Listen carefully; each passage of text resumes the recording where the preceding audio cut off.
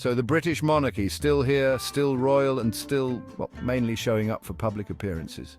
Once they ruled over a global empire, and now they rule over, let's face it, gift shops and tourist brochures. Seriously, when was the last time a royal made an important decision? Nowadays, it seems like their biggest task is cutting ribbons and posing for photos, but hey, who can resist the allure of Buckingham Palace? Sure, you can't actually go inside or, see anyone royal, but for the price of a tour, you can grab yourself a souvenir plate. Because if there's one thing the monarchy excels at these days, it's selling branded merchandise. Of course, some say they're symbols of unity, and yeah, they do unite people, mostly in the gift shops or when they're glued to the latest royal wedding. But with the monarchy costing the UK around £100 million a year, one has to wonder, is this about tradition or just keeping the tourism industry busy?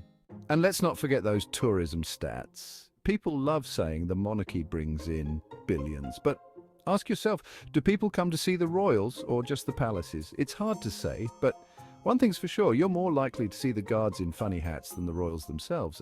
So what's your take? Is the British monarchy just a fancy tourist attraction now, or do they still serve some grand purpose? Let us know in the comments, and don't forget to hit that subscribe button. Here at InfoFusion, we bring you the facts behind the headlines every weekend. Thanks for watching, and we'll catch you in the next one.